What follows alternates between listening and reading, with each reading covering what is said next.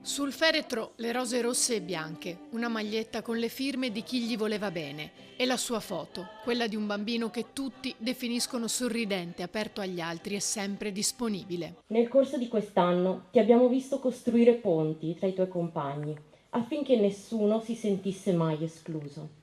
Questo eri tu, Andrea, il collante che teneva insieme la classe.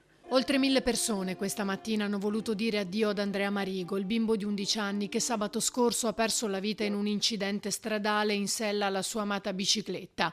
La cerimonia funebre si è svolta nel campo sportivo di Campocroce di Mirano, un luogo che Andrea amava, il pallone e la bicicletta, le sue grandi passioni.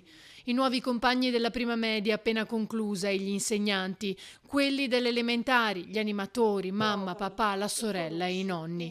Tra le lacrime forse l'incredulità nel dover dire addio a una vita spezzata troppo presto. Con la scintilla di quell'amore che ci è durato durante la tua breve vita, ma preziosa. Con tanto amore e affetto le tue maestre.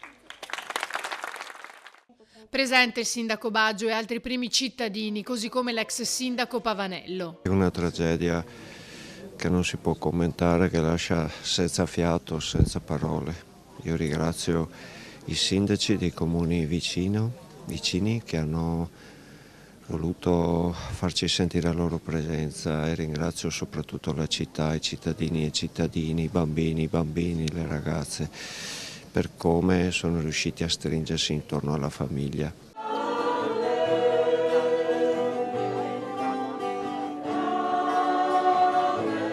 Decretato il lutto cittadino con i negozi rimasti chiusi durante la celebrazione che è terminata con il lancio di palloncini bianchi e colorati. Ciao Andrea.